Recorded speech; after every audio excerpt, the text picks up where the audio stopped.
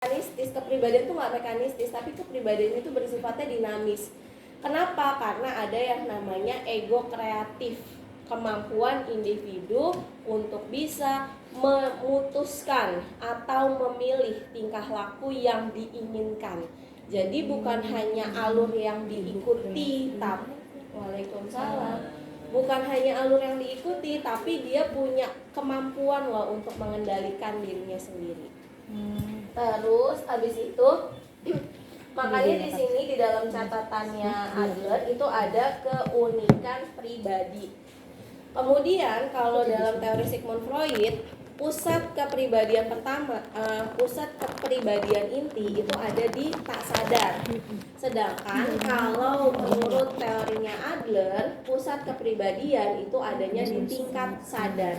Jadi kenapa? Woi, nah, kaget banget kaget banget. Nah, kenapa saya ngomong gitu? Saya sadar, saya ngelakuin itu sadar, bukan karena ada dorongan seksual dari dalam diri saya yang membuat saya pada akhirnya saya bilang, woi. Nah, itu. Terus kemudian di dalam teorinya Sigmund Freud dikenal dengan teori penis envy. Penis envy ini terjadi pada saat tahap perkembangan Oedipus kompleks, di mana seorang anak perempuan kecewa dengan ibunya karena ibunya sudah melahirkan dia dengan kelamin yang berbeda dengan laki-laki, dan pada akhirnya membangun cinta kepada laki-laki, soalnya dia tuh pengen banget punya kelamin yang sama seperti itu. Bukan. Jadi gini, di Oedipus kompleks itu ada yang namanya penis envy menurut teori Sigmund Freud. Nah, di teori penis envy ini kan ada Oedipus kompleks di mana anak perempuan itu jadi daddy's little girl. Cinta banget sama bapaknya, tapi dia sebel sama ibunya. Tapi satu sisi si anak perempuan ini merasa kecewa karena kenapa sih kok gue nggak punya kelamin yang sama seperti anak laki-laki. Karena dia pengen punya yang sama, agak nggak masuk akal kan ya kalau dipikir kan. Tapi itu teorinya begitu bunyinya. Nah, sedangkan kalau pandangan yang berbeda tentang ketidaksukaan terhadap lawan jenis di dalam teorinya Adler itu juga ada, tapi itu namanya maskulin protes. Nah, maskulin protes itu adalah kondisi di mana perempuan mengharapkan kesetaraan gender atau nilai-nilai femininnya itu minta untuk diakui. Kenapa bisa muncul maskulin protes? Karena di dalam diri manusia, khususnya di perempuan, itu muncul keinginan untuk bisa melakukan dan mendapat posisi yang sama seperti dengan laki-laki. Jadi kalau misalnya perempuan tidak suka dengan laki-laki, bukan karena kelaminnya yang berbeda, tapi karena ingin dapat hak dan kewajiban yang sama. Nah, itu menurut teori Adler. Terus yang terakhir adalah kalau di dalam teori Sigmund Freud, orang yang narsis itu wajar. Bahkan semua orang itu pasti narsis, pasti mencintai dirinya, pasti berusaha untuk memenuhi dorongan-dorongan seksual yang ada di dalam dirinya untuk bisa memenuhi hasratnya. Sedangkan kalau di dalam teorinya Adler, orang yang terlalu mencintai dirinya sendiri, orang yang narsis itu adalah gambaran dari neurotik atau penyakit mental.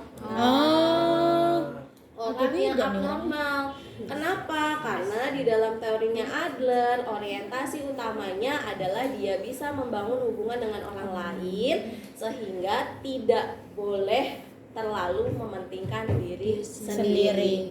Itu bedanya antara Sigmund Freud dan juga Adler. Nah, selanjutnya ini gambaran utamanya di dalam teorinya Adler, tapi mungkin nanti banyak yang dibahas di dalam teori intinya ya.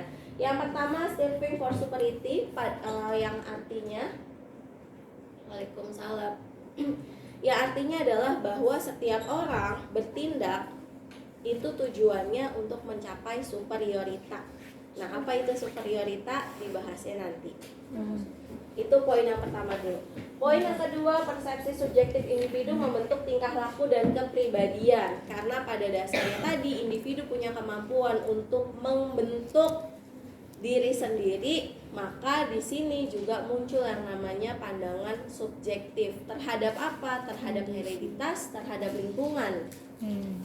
Jadi mereka punya pandangan subjektif tentang lingkungan yang terjadi selama hidupnya. Mereka juga punya pandangan subjektif tentang turunan yang diberikan oleh orang tuanya. Nah, selanjutnya semua fenomena psikologis disatukan dalam self. Nah, jadi Adler juga percaya bahwa setiap individu itu punya yang namanya self. Self ini adalah gabungan dari pengalaman-pengalaman yang dimiliki oleh individu yang pada akhirnya membentuk yang namanya kreatif self. Nah, kreatif self itu apa? Nanti dibahas. Terus yang selanjutnya, manfaat aktivitas itu dilihat dari interest sosial. Jadi di dalam teorinya Adler, suatu aktivitas yang dilakukan oleh individu bermanfaat atau tidak itu dilihat dari minat sosialnya. Ketika aktivitas itu dilakukan hanya untuk kepentingan pribadi, maka itu dianggap nggak berguna. Tapi kalau misalnya aktivitas yang dilakukan itu berkaitan dengan orang lain, kayak misalnya bantuin temen ngerjain tugas, atau misalnya teman-teman ada yang udah ikut KMD, nah itu kan interest sosialnya sangat tinggi. Nah, berarti itu hal yang bermanfaat. Tapi kalau misalnya teman-teman kayak nyontek biar dapat nilai bagus, terus abis itu ngebohongin temen biar dirinya aman, nah itu kan interest sosialnya rendah, dan itu suatu tindakan yang kurang terpuji kalau di dalam teori Adler. Terus potensi manusia dikembangkan oleh gaya hidup. Yang perlu teman-teman garis bawahi di sini adalah gaya hidup yang dimaksud dalam Adler bukan gaya hidup yang kita kenal, bukan foya-foya, bukan gaya hidup yang konsumtif, gaya hidup yang borjuk, bukan. Gaya hidup yang dimaksud di sini 11-12 sama individual trait di dalam teori Alport, atau gabungan dari sifat-sifat yang pada akhirnya membentuk cara kita dalam bertingkah laku. Nah, itu gaya hidup. Terus yang terakhir adalah gaya hidup dibentuk oleh kekuatan self sendiri, kekuatan kreatif self. Nah, kreatif self itu sendiri. Nah, ini kita masuk susah ya saya ngejelasinnya, agak ada. Nah, sebelah sini ini anggap ada layar. Iya. Yang teman-teman lihat di layar itu kan isinya ada inferiority, fictional final goal atau tujuan final, dan juga ada superiorita. Di dalam teori Adler dijelaskan bahwa kepribadian seseorang atau motif seseorang itu melakukan sesuatu karena adanya rasa ketidakmampuan. Nah, rasa ketidakmampuan ini ada karena itu namanya inferiority. Nah, jadi yang sebelah sini adalah inferiority. Setiap orang punya inferiority atau rasa tidak mampu, rasa nggak bisa. Inferiority ini munculnya pada saat apa? Munculnya selama proses pengasuhan. Kondisi seperti misalnya teman-teman ngeliat ibunya bisa goreng telur atau bisa masak lah ya, teman bisa masak. Kemudian karena saat itu teman-teman masih kecil, umur 4 tahun, 5 tahun, belum bisa masak, maka muncullah inferiority-nya. Kok aku nggak bisa ya? Nah, jadi ketidakmampuan ini awal mulanya muncul karena melihat orang dewasa melakukan sesuatu dan merasa bahwa diri kok saya tidak bisa. Dan ada keinginan untuk bisa mencapai kebisaan itu tadi, atau untuk memenuhi dan menjawab inferiority-nya, maka muncullah si superioritas. Jadi di dalam teorinya Adler, setiap tingkah laku yang dilakukan oleh individu itu adalah wujud usaha untuk bisa mencapai superioritasnya agar dia mampu memenuhi ketidakmampuannya. Nah, untuk bisa mencapai superioritasnya, dia akan membangun tujuan final. Nah, tujuan final ini adalah kondisi nyata yang seharusnya. Bagi dia seharusnya gue gimana? Nah, jadi tujuan final itu sama halnya seperti ideal self pada teori Rogers. Nah, harusnya tuh gue gimana sih? Harusnya gue apa yang harus gue lakukan, apa yang gue harus bisa, nah itu tujuan final. Jadi kenapa orang ada yang nyontek, kenapa ada orang yang pada akhirnya baik banget sama orang lain, kenapa ada orang yang rela kursus, rela make up, itu karena ada superiorita yang ingin dicapai. Isi. Terus di bawahnya teman-teman lihat kan ada kompleks inferior dan ada kompleks superior. Tadi kan inferior itu ketidakmampuan seseorang, rasa tidak mampu. Nah, rasa tidak mampu yang dimiliki bisa dalam posisi wajar dan posisi tidak wajar. Posisi tidak wajar ini terjadi ketika seseorang terlalu merasa amat sangat gak mampu. Si paling lemah. Nah, kenapa kok orang bisa merasa amat sangat tidak mampu? Teman-teman lihat slide Keselak angin Celana hijau. Kolor. slide 11. Teman-teman lihat slide 11, perkembangan abnormal, ada cacat hidup yang buruk, gaya hidup manja, sama gaya hidup diabaikan. Nah, kenapa orang ini tadi bisa punya rasa ketidakmampuan yang sangat tinggi? Yang pertama, karena ada cacat fisik yang buruk. Jadi, Adler percaya bahwa orang-orang yang secara fisik tidak sempurna itu punya tingkat percaya diri yang sangat rendah, dan itu akan meningkatkan rasa ketidakmampuan. Nah, ketika inferiority-nya sangat tinggi, maka dia akan berusaha untuk mencapai kesuksesannya atau untuk mencapai superioritas tanpa memikirkan orang lain, hanya memikirkan dirinya sendiri aja. Nah, yang kedua, kenapa inferiority bisa sangat tinggi? Karena dia terlalu dimanja sama orang tuanya. Ketika dia dimanja, terbiasa dipenuhi kemauan ya semua sama orang tuanya, maka begitu dia di luar, dilepas, nggak sama mamahnya, dia nggak bisa ngapa-ngapain. Iya, benar-benar. Nah, maka rasa ketidakmampuannya akan semakin meningkat dan akan meningkatkan si inferiority-nya ini tadi. Atau yang ketiga, ketika dia justru diabaikan, dia nggak pernah dapat kasih sayang, dia nggak pernah diperhatikan, maka dia akan melihat orang lain tadi dibilang sebagai musuh. Kenapa?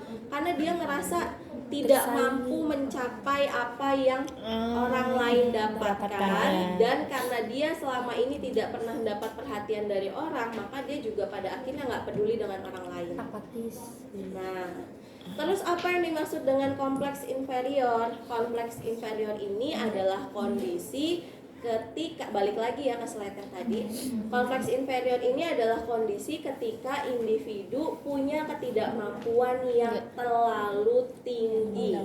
Nah, karena dia punya ketidakmampuan yang sangat tinggi, maka pada akhirnya dia akan menekan si inferiority-nya.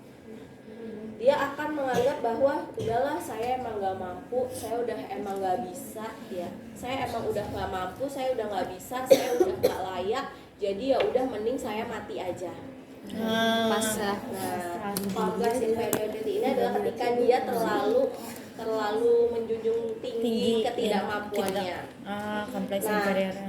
Tapi ketika dia terlalu menjunjung tinggi ketidakmampuannya, itu juga bisa membuat dia mencapai kompleks superiorita. Nah, kompleks superiorita ini kan orang kalau mau mencapai tujuan hidup, karena tadi di sini ada dorongan sosial, maka idealnya dia pasti akan selalu memikirkan orang lain dalam mencapai tujuannya. Contoh misalnya gue pengen juara 1, ya gue harus belajar. Tapi kalau orang yang punya kompleks superiorita yang karena tadi inferiority-nya sangat tinggi, kemudian dia nggak peduli dengan orang lain, maka dia ketika ingin mencapai sesuatu, dia nggak akan mempedulikan orang lain. Dia selalu pengen jadi nomor 1 bagaimanapun caranya. Gue pengen juara 1. Oh, saingan gue ada Zahidah nih, begal aja Zahidah biar nggak masuk pas lomba. Begal aja, maaf ya. Nah, ya, itu yang dilakukan dan itu yang terjadi dengan orang-orang yang mengalami kompleks superiorita. Dan kenapa dia bisa mencapai kompleks superiorita? Tetap karena yang ketiga hal tadi, cacat fisik yang terlalu buruk, gaya hidup manja, sama gaya hidup diabaikan. Nah,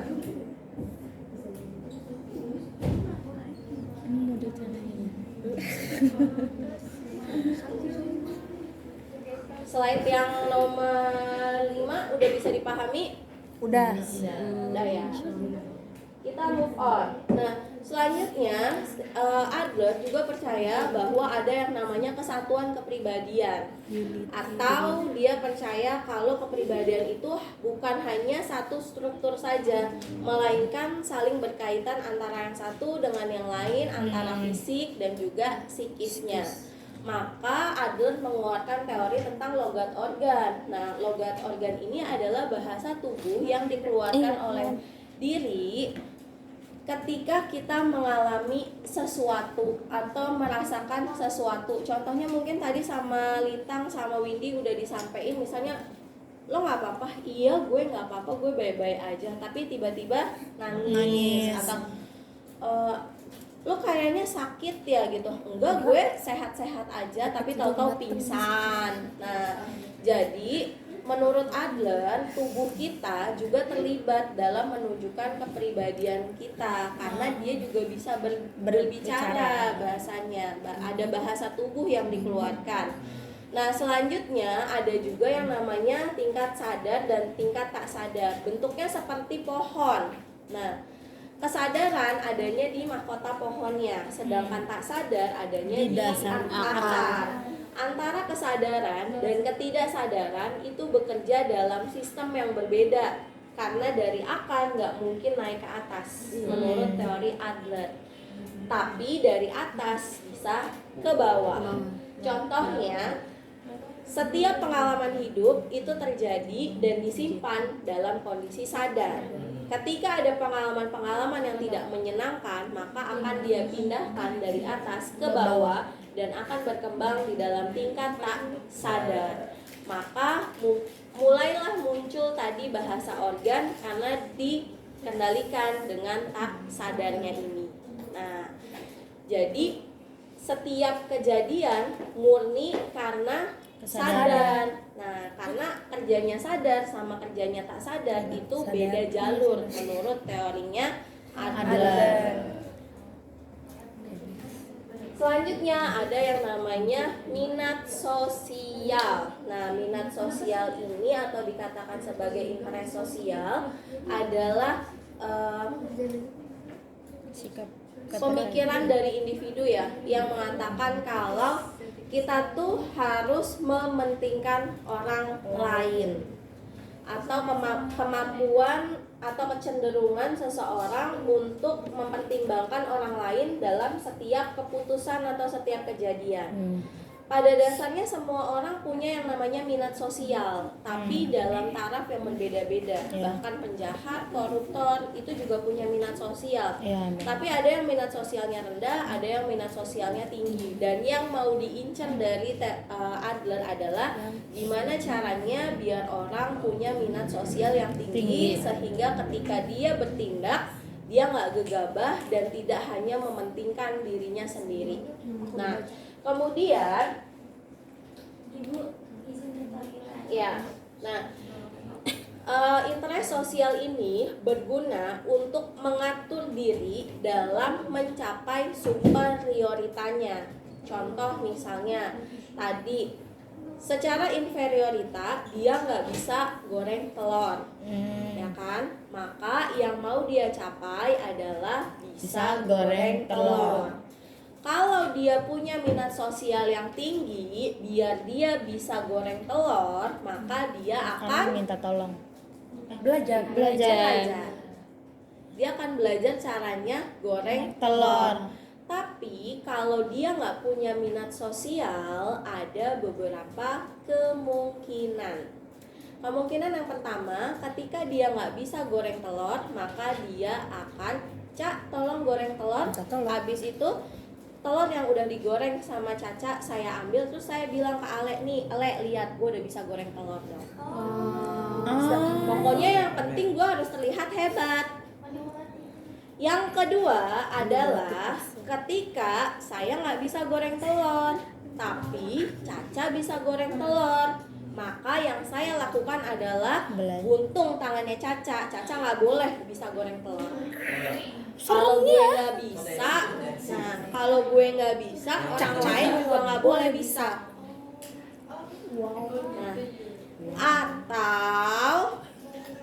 Nah, misalnya Caca bisa goreng telurnya bentuknya, bentuknya love. Nah, saya harus bisa bikin bentuknya yang lain. Abstrak. Atau saya bilang, ya Caca bikinnya bentuk love pasaran nih, jelek. Saya nih orang Ali. Nah, pokoknya dia nggak boleh kalah dari orang lain. Atau ketika dia mau menang, dia akan pakai cara-cara tidak halal. Nah, misalnya dia ikut lomba goreng telur. Biar kenapa jadi mikirnya itu mulu ya? Soalnya tadi saya sarapan nasi goreng ada telur dadar. Mempengaruhi ya, ini teori siapa? Iya, teori saya. Teori saya. Nah, jadi misalnya lomba goreng telur nih, dia kan pengen menang. Orang kalau misalnya ada minat sosialnya, maka yang dilakukan adalah dia berlatih terus goreng telur dengan berbagai macam teknik sampai pada akhirnya berhasil membuat gorengan telur yang sangat nikmat. Tapi kalau orang yang minat sosialnya nggak ada, yang dilakukan adalah dia nyogok juri. Nah, kalau nggak nyogok juri, dia nyontek kisi-kisi. Kan biasanya ada standar penilaian. Dia minta standar penilaiannya, atau dia nyogok orang dalamnya Caca.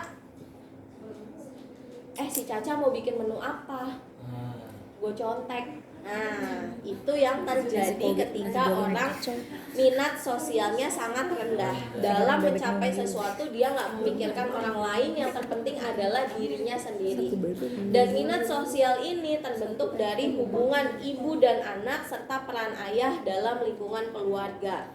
Ketika seorang ibu mengasuh dalam pola demokratis, kebersamaan, dan mengajak anak itu untuk peduli dengan orang lain, seperti misalnya sering diajak berinteraksi dengan orang lain, kemudian ketika lihat ada orang yang kesusahan, nih coba nih kamu yang kasih, terus menghadirkan orang-orang lain, sering diajak keliling gitu, berhubungan dengan berbagai macam orang, dan intinya menghadirkan orang lain tapi memberikan kesempatan kepada dia untuk bisa melakukan berbagai macam hal secara sendiri. Dan peran si ayah adalah jadi orang yang ada untuk menemani dia ketika berkembang. Nah, maka minat sosial itu akan terbentuk. Tapi kalau si anak ini hidup dalam keluarga yang tadi terlalu dimanja sama orang tuanya, maka dia akan jadi anak yang gak peduli dengan orang lain. Karena yang ada di dalam pikirannya adalah selama ini gue dimanja, selama ini gue diturutin, jadi lo pada harus nurutin apa mau gue. Lo semua nih ada untuk memenuhi kebutuhan hidup gue. Ini si paling Paling wow. Itu yang terjadi. Nah, Sedangkan kalau Berarti dia aku hidup dimanjain. dalam pola asuh yang otoriter, dia tidak dipentingkan, dia nggak ditanya Diabaikan. maunya apa, dia diabaikan. Pokoknya kamu harus mengikuti semua maunya mama, semua maunya ayah. Nah, maka dia akan begitu juga. Dia nggak akan peduli dengan orang lain karena yang dia pedulikan adalah dirinya sendiri. Sama halnya seperti orang tua yang memaksa dia untuk melakukan sesuatu. Nah, jadi dia nganggap orang tuh musuh. Ngapain lu sok-sokan deket-deket gue? Ngapain juga gue harus mikirin lo? Apa urusannya lo sama gue? Nggak peduli gue. Nah, itu yang terjadi kalau dia hidup dalam pola asuh yang otoriter, tidak dipedulikan atau diabaikan. Jadi minat sosialnya sama orang, empatinya ya, kalau kita bilangnya empatinya nggak ada. Nah, begitu. Makanya ketika mau mencapai superiorita, dia akan mementingkan dirinya sendiri. Slide berikutnya, teman-teman akan lihat grafik. Waalaikumsalam warahmatullahi wabarakatuh. Sampai detik ini kita masih menunggu kehadirannya Vinka ya. Iya juga ya, iya. Nah, di grafik itu teman-teman akan bisa lihat bagaimana alur pencapaian seseorang ketika pengen dapat sesuatu. Jadi gini, semua itu kan dimulai dari ketidakmampuan atau dari inferiority. Ketika rasa ketidakmampuannya itu dalam porsi sadar, maka dia akan berusaha untuk mencapai superiorita dengan melibatkan minat sosial yang sebelah kanan. Nah, gambar yang sebelah kanan. Maka dia akan melibatkan minat sosial untuk mencapai superioritanya. Sehingga setelah dia melibatkan minat sosial, dia akan mencapai yang namanya kesuksesan. Nah, ketika dia sudah mencapai kesuksesan, dia akan tahu tujuannya itu mau apa. Contoh misalnya tadi ikut lomba goreng telur. Nah, kalau dia belajar, nah dia pada akhirnya menang, maka ketika ditanya orang yang begini, ketika ditanya kenapa kamu harus menang lomba telur, dia tahu, bisa jawab, karena saya ingin dihargai, karena saya ingin men-challenge diri saya, karena saya ingin berkembang kemampuan saya dalam bidang ini. Tapi kalau yang sisi sebelah kiri, ketika rasa ketidakmampuannya terlalu tinggi, dia nggak punya minat sosial, maka ketika mencapai superiorita, dia hanya akan memikirkan tentang keuntungan diri sendiri. Dan superioritanya adalah superiorita pribadi, hanya menjunjung tinggi tentang kesuksesan untuk diri sendiri aja. Maka ketika dia menang juara 1, kenapa kamu berusaha untuk jadi juara 1? Jawabannya cuma satu, biar saya puas. Oh, karena Jadi dia nggak bisa. iya, karena dia Hawa puas sudah nafsu ngalahin masih. orang lain. Iya. Tapi pada dasarnya dia nggak tahu sebenarnya dia ikut lomba itu buat apa, kenapa dia harus menang, dia nggak tahu. Karena dia cuma pengen jadi nomor 1 aja. Makanya dikatakan di situ tujuan hidup kabur. Nah, makanya dibilang di dalam grafik, di dalam diagramnya itu tujuan hidup kabur, karena dia nggak tahu sebenarnya dia tuh mau ngapain. Yang terpenting adalah gue bisa ada di atas, mau itu penting kek, mau itu enggak kek, pokoknya semua orang tuh nggak ada yang boleh di atas gue. Nah, itu yang terjadi ketika tidak ada minat sosial. Ibu, Ya. kalau misalnya ada nih orang yang kayak gitu, dia punya jiwa ambisius yang gue harus ranking 1 nih karena takut sama orang tua gitu, Bu. Biasa kan orang tua yang terlalu otoriter itu tuh kayak nuntut anaknya buat lu harus ranking 1 gimana pun caranya. Nah, itu termasuk yang, tapi kalau ditanya misalnya nih dia ditanya terus dia punya tujuan yang jelas juga, itu dia masuknya ke bagian yang mana ini, Bu? Oke.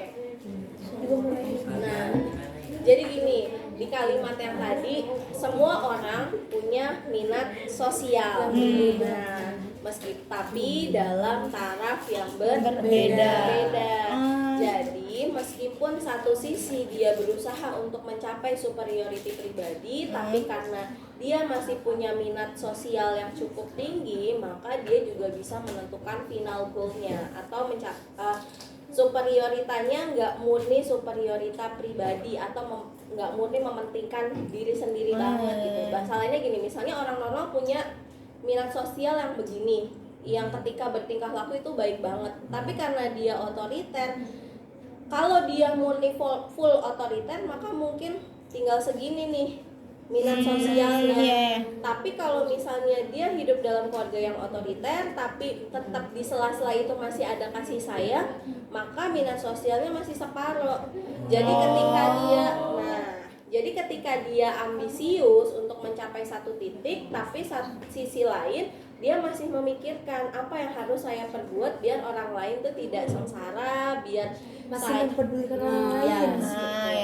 Masih ngelihat sisi orang lain. Ya, walaupun nggak full dia punya. Walaupun nggak full. Nah, kalau yang contoh tadi itu adalah orang-orang yang psikotik banget, yang apa ya, abnormalnya udah akut lah bahasa lainnya gitu. Makanya tadi teman-teman nyeletuknya wah psikopat nih, nah menghalalkan segala gitu. cara. Ya jadi dia mau mencapai tujuan tapi nggak mikirin. Iya, menghalalkan dia mencapai segala tujuan. cara. Kalau yang udah parah banget, ya dia mencapai tujuan tapi dia nggak mentingin orang lain. Kalau yang tadi kan dia harus sampai nomor 1, tapi caranya masih halal kan? Iya, masih halal. Pokoknya dia sampai di titik ini, tapi caranya halal.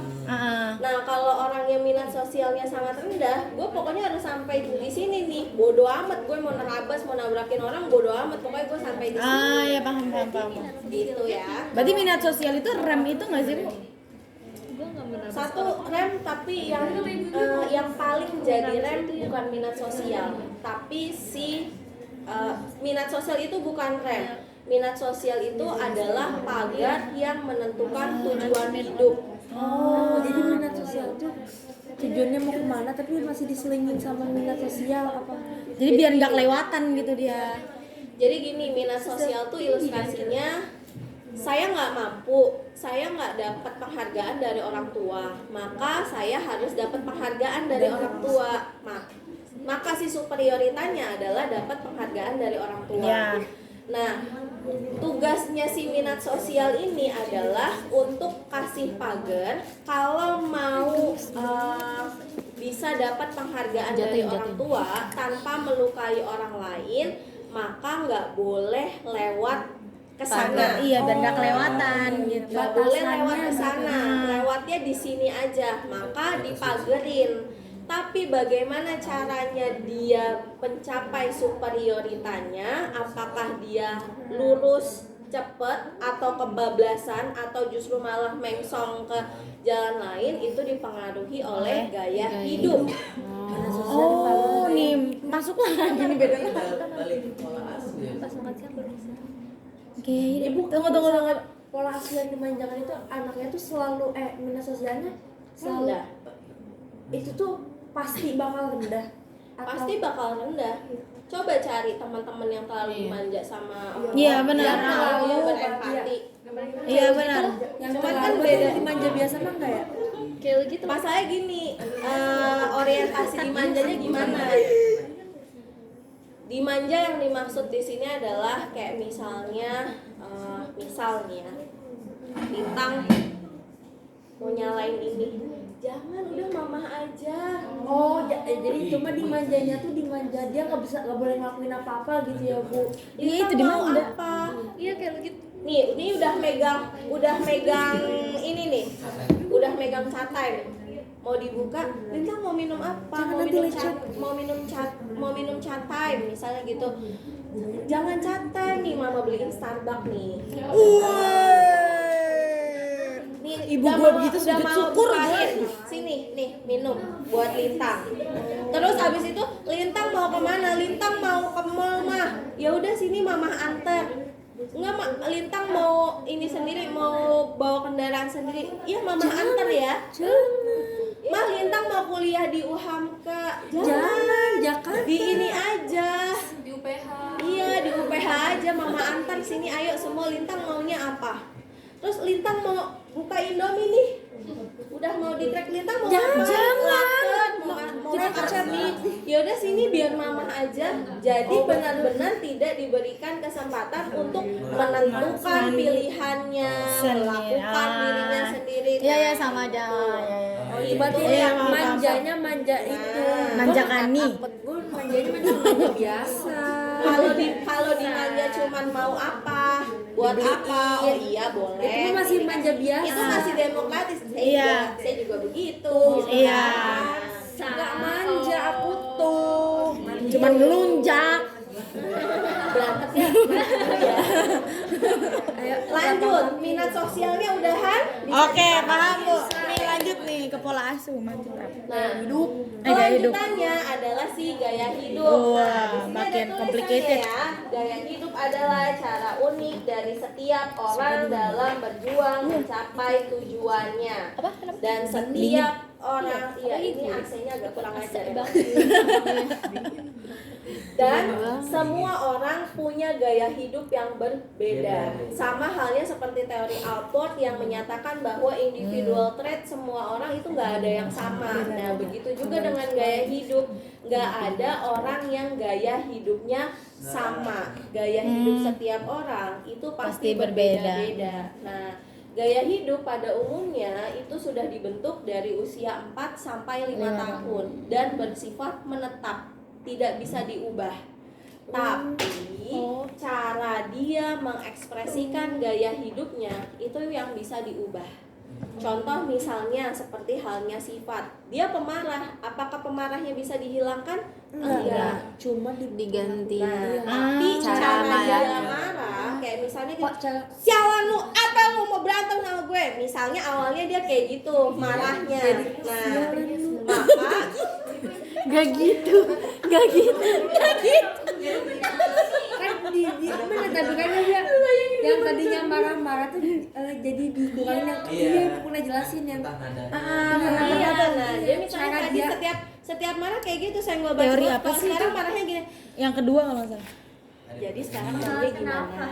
Padahal marah tapi sekarang maunya gimana? Tadi kan udah dikasih pilihan nih banyak. Ya udah sekarang silakan pilih. Udah nggak mau neko-neko lagi ya. Ini masih tetap marah, tapi ekspresinya yang beda. Nah, begitu juga dengan gaya hidup. Kalaupun misalnya gaya hidupnya itu manja, tapi yang tadinya ingin dipenuhi semuanya sama orang lain, sekarang beda cara ngomongnya. Saya pengen nyalain ini, tapi saya nggak bisa. Apa saya boleh minta tolong? Nah, padahal before-nya, Ki tolong dong nyalain, nggak bisa nih gue, masa lo nggak mau bantuin gue? Nah, jadi lebih baik. Before-nya tadi, tapi after-nya, Ki boleh minta tolong, saya mau nyalain ini tapi nggak bisa, butuh bantuan dari Iki. Nah, kebayang bedanya? Nah, itu yang dilakukan oleh terapi ini untuk mengubah ekspresi dari gaya hidupnya. Nah, gaya hidup ini dapat dari mana? Gaya hidup ini dapat dari 3 tempat. Tempat yang pertama dapat dari hereditas. Jadi dia akan dapat warisan dari orang tuanya dan dia akan mempelajari gaya hidup yang terlihat dari keseharian orang tuanya. Yang kedua dapat dari lingkungan, dari pengalaman-pengalaman yang dia miliki, dari pola interaksi dia dengan orang lain, dan yang ketiga adalah dari pandangan subjektif dirinya terhadap orang tua dan juga lingkungannya. Jadi meskipun ada anak yang sama hidup di pesantren yang sama, jadi ada anak kembar hidup di pesantren, punya pengalaman yang sama, gaya hidupnya tetap berbeda. Kenapa? Karena ada yang namanya si kreatif self. Samping lagi. Oke. Nah, karena setiap orang punya yang namanya kreatif self. Kreatif self ini adalah untuk memproses fakta-fakta yang terjadi pada dirinya sendiri sehingga dia bisa membuat sebuah kesimpulan gaya hidup bagaimana yang harus saya bentuk. Nah, Jadi kenapa tadi Adler nggak mau dibilang psikoanalisa? Karena kalau psikoanalisa itu kan mekanistis banget ya. Kalau udah dari hereditas ya udah hereditas gitu.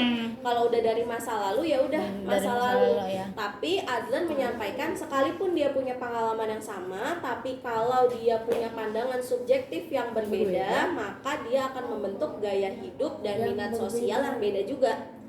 Karena setiap orang punya potensi untuk bisa menyaring atau mengcombine fakta-fakta hidupnya. Nah, yang namanya kreatif self ini. Jadi alur dari kepribadian atau tingkah laku orang menurut Adler adalah orang dari nggak mampu nih, ada ketidakmampuan, maka dia ingin berusaha mencapai kemampuan tersebut, yaitu superiorita. Ketika dia mau mencapai superiorita, maka dia akan membuat tujuan hidup. Tapi tujuan hidup ini biar jadi baik, maka dipengaruhi oleh si minat sosial. Nah, biar tadi superioritanya berjalan sesuai dengan tujuan hidup, maka dilaksanakan atau dieksekusi oleh si gaya hidup. Nah, dan gaya hidup ini dipengaruhi oleh si creative self. Kalau ada perilaku-perilaku yang abnormal, ada perilaku yang tidak sehat, itu terjadi karena dari pola asuh orang tua dan juga dari pengalaman lingkungan dan pandangan subjektifnya. Namun yang paling besar adalah dari tadi cacat fisik yang buruk, gaya hidup manja, dan juga gaya hidup diabaikan, yang pada akhirnya dia nggak punya minat sosial dan gaya hidup yang dibentuk juga cenderung untuk mencapai superioritas pribadi alias keuntungan diri sendiri. Bisa dipahami? Bisa. Oke. Ini yang perkembangan abnormal udah, selanjutnya ada di safeguarding. Safeguarding ini 11-12 dengan mekanisme pertahanan diri alias perilaku yang dilakukan oleh individu untuk bisa menjaga diri dari pengaruh luar. Bedanya kalau safeguarding dengan mekanisme pertahanan diri, safeguarding ini melindungi self dari tuntutan luar, biar dia nggak semakin dirongrong oleh luar untuk bisa melakukan ini. Biar nggak didikte orang lain. Nah, biar tidak didikte orang lain, maka dia melakukan yang namanya safeguarding. Yang kedua, di sini dibilang kalau salah satu simptom neurotik. Nah, kalau di dalam teorinya Sigmund Freud, setiap orang pasti punya mekanisme pertahanan diri, cuman levelnya beda-beda. Kalau menurut Adler, kalau dia sudah menunjukkan safeguarding ini, artinya dia udah punya ciri-ciri perilaku abnormal. Nah, jadi kalau di dalam teori Sigmund Freud, setiap orang pasti punya mekanisme pertahanan diri dan itu wajar. Cuman porsinya yang akan melihat kalau orang itu nggak wajar atau masih dalam kewajaran. Kalau menurut Adler, ketika ada orang yang sudah melakukan safeguarding, artinya dia udah nggak normal atau udah menunjukkan ciri-ciri ketidaknormalan. Nah, Contohnya, Bu? nanti. Oke. Yang terakhir adalah bekerja pada tingkat sadar dan tak sadar. Kalau mekanisme pertahanan diri kan dibilangnya dikendalikan sama tak sadar. Nah, kalau ini dia dikendalikan oleh sadar dan tak sadar. Jadi kenapa kalau misalnya saya bilang ya gue sih bisa aja ya, cuman kan ya nggak enak. Nah, ini terjadi bukan karena saya nggak sadar, tapi karena saya memang sudah buat perencanaan untuk bisa mempertahankan self saya dengan cara safeguarding ini tadi. Nah, kalau tadi Ale nanya contohnya apa, safeguarding terbagi jadi 3 bentuk. Yang pertama ada sesalan. Sesalan itu ada yes but, iya, tetapi, dan juga if only.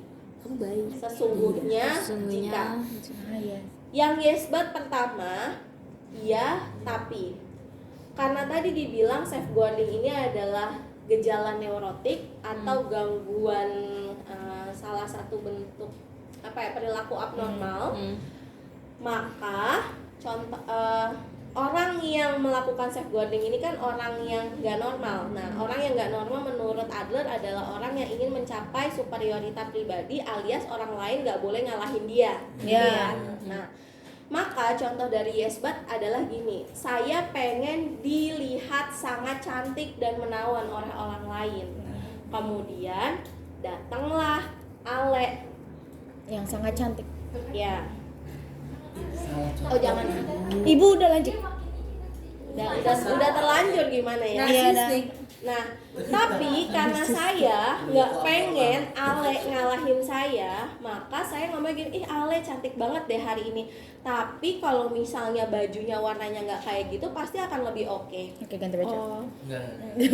Zahida cantik banget deh, tapi kalau misalnya kerudungnya diganti sama warna pink pasti lebih oke. Jadi dia memuji orang, tapi dia menjatuhkan orang itu lagi. Jadi nganggepnya setiap omongannya dia, orang tuh nggak pernah ada yang sempurna. Lo cantik tapi sayang sih kerudung lo warnanya hitam. Nah, lo cantik tapi sayang baju lo ada kembangnya. Nah, jadi orang tuh nggak boleh terlihat cantik gitu. Kalau salah di mata dia. iya pasti ada yang salah di mata dia. Lihat tuh gitu. Kalau orang yang normal kan bilangnya cukup ini, Zahida cantik banget hari ini. Udah selesai, stop, nggak usah komentarin yang lain. Nah, tapi karena tadi dia nggak pengen ada orang lain yang melebihi dia, maka dia ngomong yes, but lo cantik deh, tapi sayang ya. Nah, itu bisa dipahami? Bisa. Yang kedua adalah if only. Jika hanya. Jadi karena dia tujuannya adalah biar tetap ada di atas, dia nggak pengen dijatuhin ke bawah. Maka yang diomongin adalah, ya gue sih bisa aja ya kalau kemarin ikut pemilihan rektor, cuman kan sayangnya gue masih terlalu muda, jadi banyak yang ngejegal gue. Nah, itu padahal kan sesungguhnya apa? Ya udah lu nggak mampu, ya udah nggak mampu aja, nggak usah bacot, iya, Gak usah pura-pura menjelaskan alasan gitu loh. Ya gue nggak bisa dari gue. Fatma, sebenarnya tuh gue bisa aja ngebelain lo pada saat itu, tapi masalahnya mak gue tuh udah ngeliatin gue. Padahal mah kenyataannya apa? Lu kalau emang takut ya udah takut aja. Kesel banget tau. Itu if only. Nyambung? Nyambung. Yang kedua ada agresi. Agresi ini adalah tindakan perlawanan. Contoh yang pertama adalah merendahkan, dengan merendahkan orang lain. Contoh misalnya adalah Nia mansetnya kayak gitu nih, manset gua nih bagus, belinya di Arab nih, harganya di Arab. Coba Tiba-tiba dia bilang enggak, ini dari Qatar. Dubai. Dia pasti akan selalu melakukan itu. Nggak boleh ada orang lain yang lebih dari dia. Contoh lagi misal gini, ini ya samaan ya ternyata, belinya berapa, 100.000 misalnya gitu. Kok murah banget sih? Kok padahal mereknya sama ya, tapi kok gue belinya 200.000 ya? Nah, Ketipu. merendahkan orang lain, pokoknya gue harus jadi nomor 1 Pick me girl. Iya. dengan cara ngejatuhin orang lain. Iya. Yang kedua adalah menuduh. Nah, menuduh ini misalnya gini. Zahra, itu pasti dompetnya dikasih ya. Kayaknya kan lo nggak mungkin bisa beli dompet dengan merek itu. Oh my god. Itu patiah banget ibu. Oh my god. Teori ini Fatihah banget. Patiah banget ibu. Nah, contoh lain misalnya mana? Windy, PPT-nya bagus banget, pasti dibikinin kan sama gebetan kamu.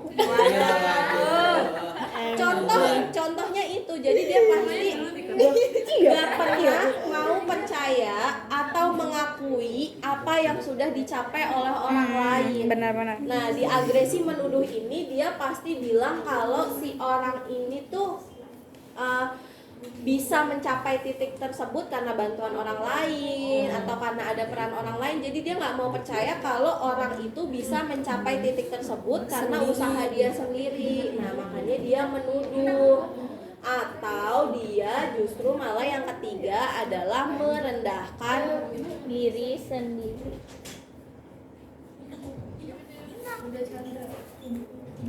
Terakhir adalah merendahkan diri sendiri. Contohnya itu kayak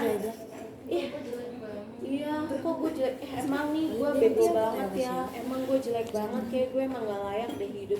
Setiap ngelakuin apa-apa gue emang gak bisa, ya Allah kok Si paling lemah. banget kan. Iya. Itu yang ini benar-benar dijual.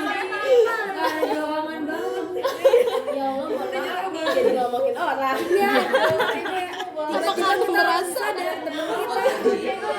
Aduh sering ya Mbak. Nah, habis ini kita bahas psikoterapinya.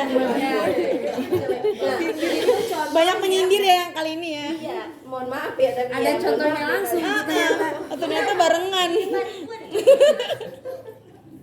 Itu sampai di sini masih cocok? Cocok, alhamdulillah. Itu yang merendahkan diri ya. Selanjutnya ada withdrawal atau melakukan penarikan diri. Yang pertama nih ada mundur. Mundur ini sama kayak regresi pada mekanisme pertahanan diri. Jadi dia akan menunjukkan kondisi dengan balik lagi ke masa lampau. Kayak misalnya mau punya adik, dia ngompol lagi, atau misalnya dia disuruh presentasi ke depan, tiba-tiba amnesia. Iya, itu bisa terjadi. Atau misalnya ketika dia mau ngelakuin sesuatu tiba-tiba ngeblank, nervous. Iya, itu juga bagian dari yang mundur. Yang kedua adalah Diam di tempat. stuck nggak ngapa-ngapain. Zahra besok jadi ketua BEM ya? Nggak mau ah. Males. Terus abis itu misalnya disuruh lagi JJ besok jadi ketua kelas ya? Nggak mau. Nggak gitu. Ale besok jadi cheerleaders ya? Nggak mau. Siapa yang mau ngangkat gue? Iya, siapa yang mau ngangkatnya? Intinya dia di tempat ini dia beneran nggak mau ngelakuin apa-apa. Tiap disuruh ngelakuin sesuatu dia nggak mau. Tiap ngelakuin sesuatu dia nggak mau. Kenapa? Karena dia takut kalau dia ngelakuin itu ternyata gagal, itu malah semakin menjatuhkan superioritasnya. Atau semakin Jadi udah kejauhan. Iya, semakin menjatuhkan harga dirinya bahasanya. Maka dia nggak mau melakukan itu. Yang ketiga ada ragu-ragu. Dia nggak pernah sampai kalau orang lari dia nggak pernah sampai garis finish. Belum sampai finish dia udah balik lagi. Iya. Karena dia takut kalau udah sampai di finish ternyata kenyataannya tidak dia sesuai. kalah. Tidak sesuai Contoh, Gue lagi. misalnya Ale sekarang lagi ngejar misalnya mau beli tiket konser BTS. Amin dong. Nah, pas udah mau di depan loket, udah tinggal 5 orang lagi, Ale mikir kayaknya nggak bakalan dapet deh. Kayaknya nggak bakalan dapet. Akhirnya malah nggak jadi beli karena dia mikir kayaknya nggak bakalan bisa. Karena Ale tidak siap menerima kenyataan kalau misalnya udah sampai di depan loket ternyata tiket habis. Bodoh, Ale. Nah. Fotokopi kek. Atau misalnya hari ini belajar ngerajut, baru belajar sedikit, pindah lagi, belajar masak, baru dikit lagi bisanya, pindah lagi. Dia nggak akan sampai final karena dia Tidak menyelesaikan. Nggak konsisten berarti ya. karena dia takut kalau nanti udah sampai final, sampai selesai ternyata hasil akhirnya itu tidak menguntungkan diri sendiri. Kalau dia bisa masak, ekspektasi, dia disuruh masak di gitu. rumah, dia bisa potong di susu nanti. Jadi gini, misalnya dia belajar masak Indomie nih, itu belum selesai masak, udah dah Elita nih lu terusin dah, gue males. Karena kenapa? Dia takut kalau nanti Indominya matang nggak enak. Nah, kalau Indominya nggak enak, nanti dia dapat gunjingan dari orang, ya Ella bego banget nggak bisa masak masak Indomie doang aja nggak enak. Paham. Itu yang namanya ragu. Ya. Terus ada menciptakan penghalang. Nah, menciptakan penghalang ini sama seperti if only. Ya. Kayak misalnya contoh Lintang. Nih gue nggak bisa nih presentasi gara-gara si Pinka ini. Bisa gara-gara si Pinka nih nggak datang nih, makanya nih gue jadinya nggak bisa nih presentasi. Nah, padahal sebenarnya seharusnya tanpa adanya Pinka pasti bisa gitu. Tapi karena nggak mau disalahkan, maka dia menciptakanlah si penghalang ini. Entah itu disampaikan kepada orang lain atau dia bikin mindsetnya sendiri. Nggak apa-apa Lintang, lu presentasinya begini, ini kan semua karena Vinka, ini semua karena Vinka bukan karena lo. Nah ini ngomong sendiri. Jadi untuk tetap menjaga si self-nya dia, harga dirinya dia lah. Isi. Nyambung? Aplikasi teorinya di dalam teori Adler itu ditekankan pada melihat hubungan keluarga, karena Adler itu sangat percaya dan sangat mementingkan tentang kekeluargaan di dalam teorinya. Maka ada teori tentang pola asuh, hubungan keluarga, hereditas, dan dia percaya bahwa urutan kelahiran itu menentukan sifat seseorang dan akan menentukan gaya hidup orang juga. Tapi pola asuhnya kalau sama tapi warna lain beda pasti beda juga, Bu. Nggak bisa, menurut Adler Pasti akan beda. Pasti beda, pasti beda. Kayak misalnya gini, saya anak bontot, setiap pengen sesuatu dikasih, tapi anak tengah pengen sesuatu harus ngalah. Iya betul. Bontot tenang bontot. Bontot angkat tangan, bontot. Bontot yang diabaikan. Nah, kayak gitu. Jadi menurut Adler, ketika dia melakukan terapi, dia pasti nanya dulu, lu anak keberapa? Karena urutan kelahiran itu akan mempengaruhi diri seseorang. Kenapa? Karena pola asuh dari orang tua itu dipengaruhi sama si urutan kelahiran ini. Iya benar. Nah, caranya belum caranya. Nah, di dalam psikoterapinya, menurut Adler, orang yang sehat adalah orang yang mementingkan orang lain. Sedangkan orang yang gak sehat adalah mereka yang fokus untuk mencapai keuntungan diri sendiri. Dan kenapa orang bisa sampai jadi orang yang gak sehat? Karena dia gak punya keberanian untuk mengungkapkan ketidakmampuannya, gak punya kesempatan untuk mengembangkan minat sosialnya. Nah, makanya dia jadi orang yang gak sehat atau yang berperilaku abnormal. Ya. Nah, cara yang biasanya dilakukan adalah dengan menghadirkan humor, kehangatan, membuat seolah bahwa dia diterima, mengurangi ketidakmampuannya tersebut. Nah, biar tumbuh cinta sehingga minat sosialnya bisa berkembang. Nah, dan yang paling utama adalah dengan tahu gaya hidup seseorang. Jadi Mimpi ada juga sih. Di dalam teori Adler, kunci utamanya adalah tahu gaya hidupnya sehingga bisa dibantu dalam pengubahan ekspresi gaya hidupnya. Gaya hidup seseorang bisa dilihat dari pengalaman masa lalu dan juga mimpi. Iya. Nah, kalau di dalam teori psikoanalisa yang lain seperti teorinya Jung, teorinya Sigmund Freud, pengalaman akan mempengaruhi perilaku saat ini. Kalau di dalam teorinya Adler, gaya hidup yang kita punya akan mempengaruhi ingatan kita tentang masa lalu. Contoh misalnya Fatia gaya hidupnya manja. Iya lagi.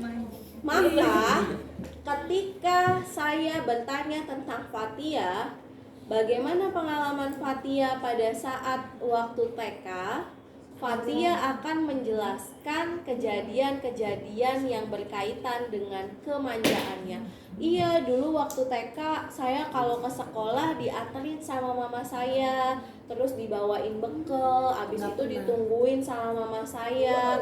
Bu guru saya juga selalu jagain saya, jadi saya tuh dulu waktu TK punya shadow teacher gitu, Bu. Tapi saya bukan ABK, tapi gurunya itu khusus untuk ngelayanin saya nanti. Nah, Si paling itu yang akan diceritakan kalau gaya hidupnya manja. Tapi kalau gaya hidupnya adventure, ketika ditanya Fatia waktu TK bagaimana pengalaman kamu? Wah, sangat seru, Bu. Kerjaan saya tuh keliling kampung, naik sepeda, manjat pohon, terus metikin itu, Bu, jambunya Pak Somad. Saya sering nyolong banget jambunya Pak Somad. Nah, Iya lagi. sampai di sini bisa dipahami bedanya? bisa. Nah, jadi clue yang mau diambil dari, bukan clue ya, poin yang mau diambil dari Adler ketika menanyakan tentang pengalaman masa lalu adalah untuk tahu gaya hidupnya dia tuh apa sebenarnya. Kalau dia ketika ditanya yang diceritakan adalah poin pertama, maka pas Fatia cerita, Adler ambil kesimpulan, oh si Fatia gaya hidupnya manja. Kalau Fatia menceritakan yang kedua, berarti Adler akan mengambil kesimpulan kalau oh Fatia gaya hidupnya adventure. Bisa dipahami? Paham. Yang kedua ada di mimpi. Kalau misalnya di dalam teorinya Sigmund Freud, mimpi itu adalah kejadian yang tidak bisa terjadi di kenyataan, maka tertekan ke dalam alam bawah sadar, kemudian terkuak lagi di dalam bentuk mimpi. Nah, kalau di dalam mimpi menurut Adler sebenarnya kalau dipikir-pikir sama juga, mimpi itu adalah bentuk dari ketidaksadaran yang keluar. Tapi mimpi itu bukan hasil dari ketidakmampuan kita di dunia kemudian keluar di mimpi, tapi mimpi itu tanda kutip jadinya kayak ilham, wahyu atau wangsit yang sesuai dengan gaya hidup kita, yang akan semakin memperkuat tingkah laku kita di kenyataan. Contoh misalnya Elita mimpi jewer kupingnya Fatma karena kesel. Nah, yang tadinya si Fatia dulu Elita. Yang tadinya si Elita nggak mau jewer kupingnya si Fatma, karena dia mimpi jewer kupingnya si Fatma, maka bisa kejadian si Elita beneran jewer kupingnya Fatma. Gitu. Waktu pas pertama kali masuk kuliah, aku pernah ketemu Kiki di mimpi aku. Terus Kiki juga nyadar pas pertama kali kenal Kiki, aku merhatiin dia terus. Terus aku bilang sama Kiki, kayak kita pernah ketemu deh. Itu Wangsit. Nah, kayaknya ente nabi selanjutnya deh. Nggak gitu. Kembali lagi gini ya, ini just teori. Jadi ada sebagai seorang muslim ada poin-poin atau bagian-bagian yang nggak bisa kita Percaya. Iya, nggak bisa kita telan bulat-bulat atau Iya, kalau mimpi ya. tentang mimpi, terutama tentang mimpi ya, karena mimpi kan itu masuk dalam Ketidaksadar- kajian dalam Nah. Islam gitu. Ada kalau di dalam Islamnya sendiri kan mimpi dikatakan bisa sebagai petunjuk dari Allah, bisa juga gangguan dari setan atau dari jin. Nah, jadi kalau misalnya mau dikaitkan dengan teori ini tentang pernah ketemu di dalam mimpi terus kenyataannya beneran ketemu, ya walau alam mungkin ya itu wangsit. Tapi wangsit yang terjadi bukan seperti wangsit yang dimaksud dari Adler. Karena wangsit yang dimaksud dari Adler ini adalah kayak menunjukkan gaya hidupnya. Jadi gini, mungkin Elita punya gaya hidupnya pendendam. kan contoh doang. Gaya hidupnya Elisa pendendam yang kalau misalnya berantem sama orang tuh baunya pengen ngejambakin, tapi masih ada keraguan dia apakah dijambak atau tidak. Nah, ketika dia mimpi, maka mimpi yang muncul sesuai dengan gaya hidupnya, pendendamnya itu tadi. Maka di dalam mimpinya ya dia juga jadi pendendam, jewerin kuping orang gitu. Kalau tadi sifat dia ini manja, maka mimpinya pun juga akan menggambarkan kemanjaannya. Misalnya dia mimpinya setiap pagi udah dibelai sama Jungkook, udah dikasih sarapan, diantarin kemana-mana sama Jungkook, misalnya gitu, untuk menunjukkan gaya hidup manjanya ini. Nah, kalau mimpinya Hana itu kayaknya walau alam beda lagi ceritanya ya. Kalau saya udah berantem duluan. Aku pas Kiki sadar aku sering merhatiin dia kayak dia pengen nanya lu kenapa sih, terus kayak dia soalnya muka lu tuh gak asing banget. Nah, aku juga sering gitu. Pasaran kali bukan Kiki. Jangan ya. Jadi ada kalanya gini, mimpi itu kita nggak bisa. Jadi yang perlu teman-teman tahu, di dalam mimpi kita nggak pernah lihat muka orang secara jelas. Oh berarti kalau jelas mah itu mah halusinasi kita. Itu Berarti halus itu berarti. ada setan. Lo ada Kayak saya tuh setan. pernah mimpi bapak saya meninggal, itu saya pengen bunuh bapak saya atau gimana itu? Ada gimana ya? Bukan jelas, Hana dulu ya. Itu bukan jelas, tapi perasaan ngerasa jelas. Takutnya Yang pada akhirnya bisa menganggap kalau benar itu orangnya, padahal kenyataannya belum tentu benar.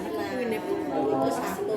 Kalau mimpinya pengen banget ngebunuh bapak, enggak, ibu maksudnya di mimpi saya bapak saya meninggal, itu sebelum tidur saya ada rasa pengen bunuh atau gimana? nah balik lagi nih, Atau cuma khawatir atau gimana? teori-teori ini kan dari sudut pandang yang berbeda-beda. Kalau misalnya di dalam teorinya Sigmund Freud, kenapa Lintang mimpi ayahnya Lintang meninggal? Karena ada pengalaman pernah lihat orang meninggal sebelumnya, ada berita kematian. Iya, benar. Kalau di dalam teorinya ada, kenapa Lintang ini mimpi ayahnya meninggal? Karena Lintang mungkin gaya hidupnya itu penuh kekhawatiran. Iya, kan udah dibilang tadi. Penuh kekhawatiran, dan salah satu hal yang paling menunjukkan kekhawatiran adalah ditinggal orang tua. Nah, makanya mimpinya ayahnya meninggal.